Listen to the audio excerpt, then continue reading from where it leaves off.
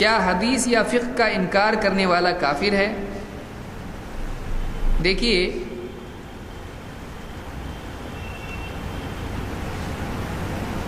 حدیث کے انکار کے اعتبار سے کوئی جھوٹی حدیث کا انکار کرتا ہے تو وہ عالم ہے،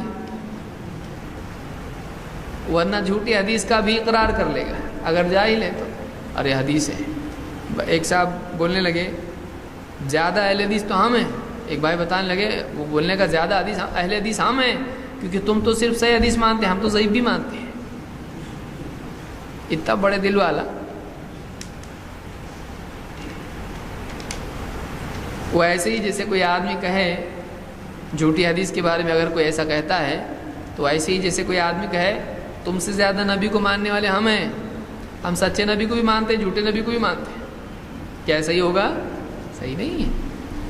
حق کو ماننا پڑے گا، باطل کا رد کرنا پڑے گا، معتبر کو ماننا پڑے گا، مشکوک اور غلط کو چھوڑنا پڑے گا، خطا کو چھوڑنا پڑے گا۔ تو حدیث کا انکار کرنے والا کافر ہے یا نہیں، اس میں تفصیل ہے۔ دیکھیے، حدیث اگر جھوٹی ہے اور تحقیق سے واضح ہوتی ہے کہ یہ حدیث کیا ہے؟ جھوٹی ہے، تو انکار کرنا کفر ہے، انکار کرنا فرض ہے۔ سمجھ میں آ رہا ہے؟ ایک بات معلوم ہوئی کہ یہ جھوٹ گھڑا ہے کسی نے نبی پر، تو اس حدیث کا انکار کرنا فرض ہے۔ یہاں ایک نقطہ یاد رکھیں، بعض لوگوں نے کہا ایسی حدیث کو حدیث ہی نہیں کہنا چاہیے، تو ہم کہیں گے کہ آپ ہی نے پہلی مرتبہ حدیث اس کو کہا۔ سمجھ رہے ہیں اب بات کو؟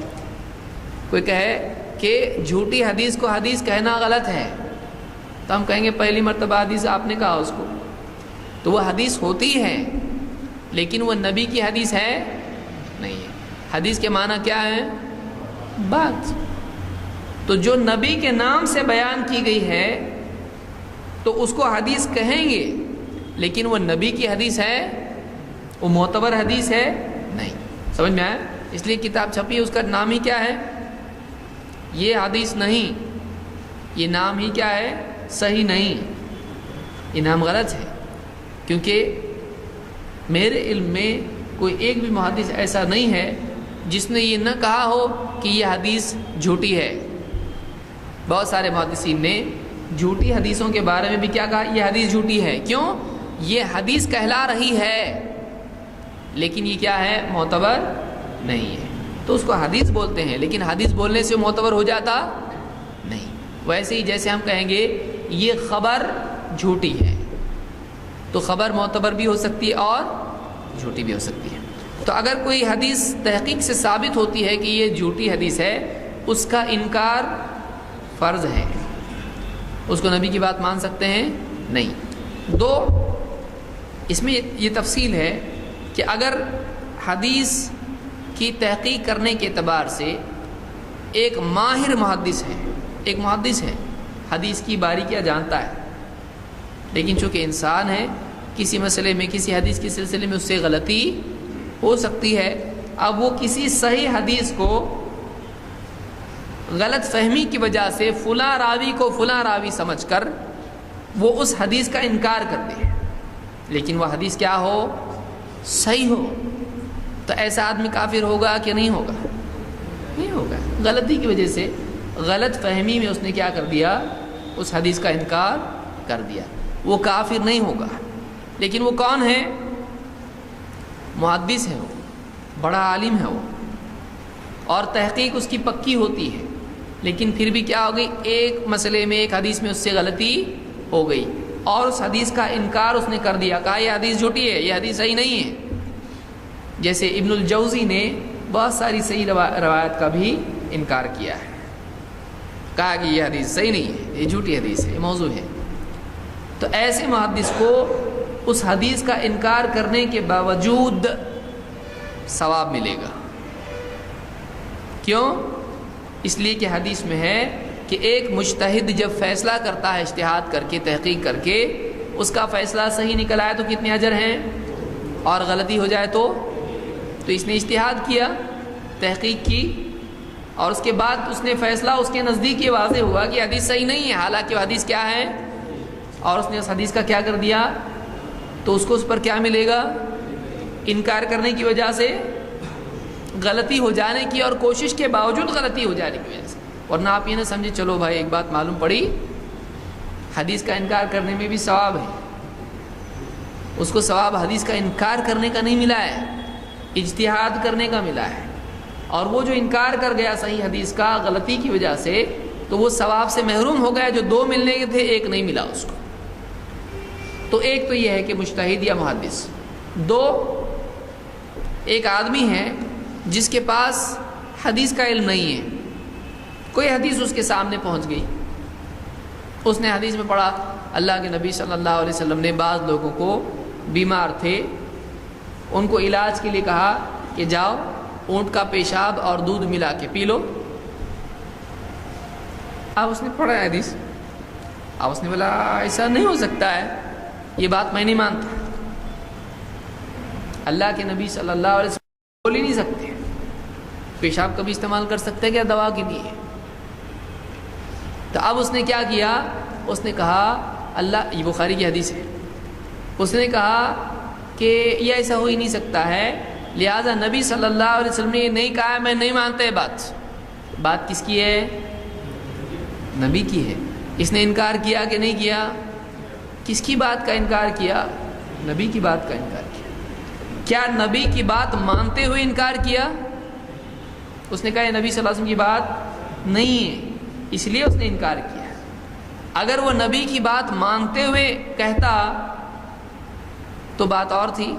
اس نے چونکہ نبی کی بات نہیں مانا، اس کو اور انکار کیا. کسی اور نے کہا ہوگا یہ جھوٹ ہوگا، یہ نبی کے بارے میں جھوٹ گھڑ دیا ہوگا صلی اللہ علیہ وسلم.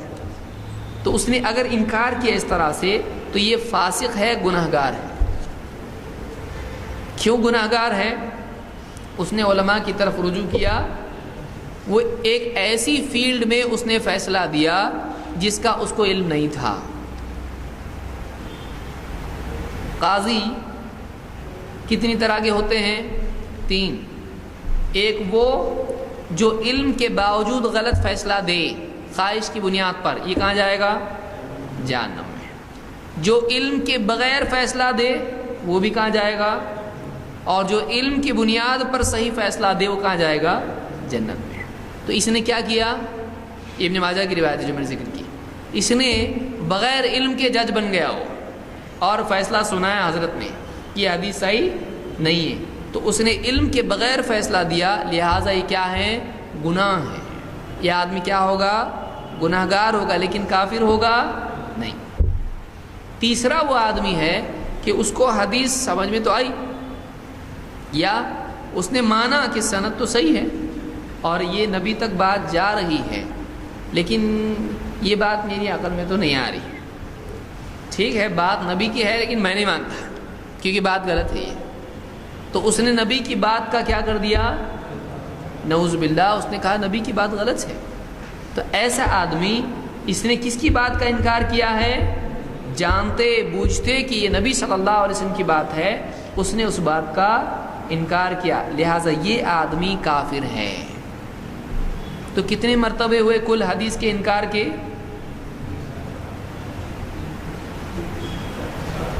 کتنے ہوئے؟ اب بولے بولنے تو ان کو سنتے رہیں گے، ہم یاد نہیں رکھیں گے. 4. پہلا مرتبہ غیر معتبر کا انکار کیا، جھوٹی حدیث کا انکار کیا. اس پر کیا ملے گا؟ یہ فرض ہے، یہ اس کو ثواب ملے گا. اس کا غلط کو غلط بولنا کیا ہے؟ ثواب ہے کہ نہیں گناہ ہے؟ غلط کو غلط اس نے کہا ہے. تأمرون بالمعروف وتنہون عن المنکر، برا منکر کا انکار کرنا پڑے گا کہ نہیں؟ کرنا پڑے گا. ایک دوسرا مرتبہ مجتہد ہے اور حدیث کی تحقیق کے بعد غلطی سے صحیح کو غلط بول دیا، انکار کر دیا حدیث کا. تو کیا ہوگا؟ اس کو 1 اجر ملے گا، 2 ملنے کے 1 مل گیا، مسٹیک ہو گئی اس سے. لیکن چونکہ یہ مجتہد ہے اور یہ جو وعدہ ہے اجر کا، غلطی پر بھی اجر کا، وہ ہر ایک کے لیے ہے، وہ ماہر کے لیے ہے. جیسے ایک ڈاکٹر ہے، کبھی اس سے بھی غلطی ہو جاتی ہے اور کبھی غلطی سے کوئی دوا بتا دے کمپاؤنڈر، اس کی دوا کام کر جاتی ہے.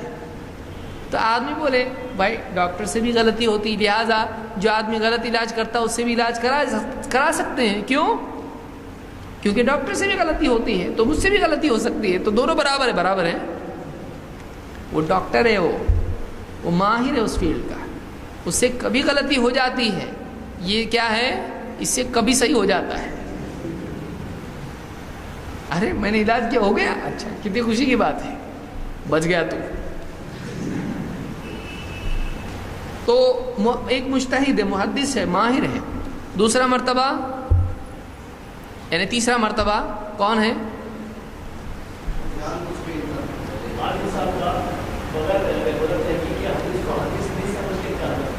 بغیر تحقیق کے کسی حدیث کو کیا بول دیا اس نے؟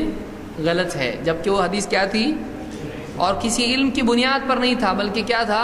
میرا دل بولتا ہے حدیث صحیح نہیں ہے. تو ایسا آدمی کیا ہوگا؟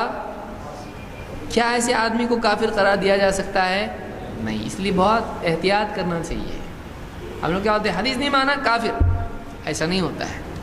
وہ نبی کی بات اس کو تسلیم نہیں کر رہا ہے، وہ یہ سمجھ رہا ہے کہ آپ جھوٹ بول رہے ہیں، نبی پر جھوٹ بول رہے ہیں، اس لیے وہ انکار کر رہا ہے اس بات کا. اتنے عالم وہ نہیں بتا رہے تم کہاں سے لائے، حدیث نہیں مانتے ہم اس کو.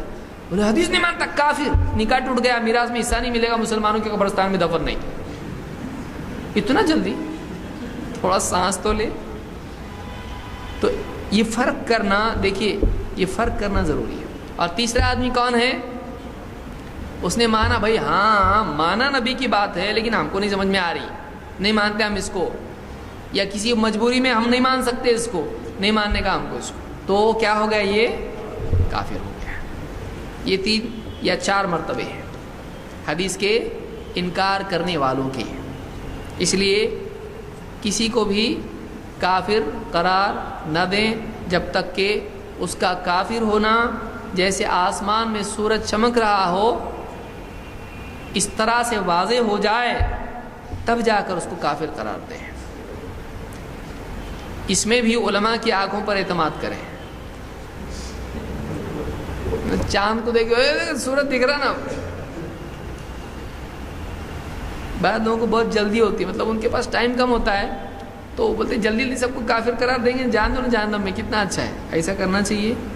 کیوں کافر قرار؟ کیا مل رہا ہے آپ کو؟ کچھ کمیشن مل رہا ہے کافر بنانے پہ؟ کیا؟ کیوں؟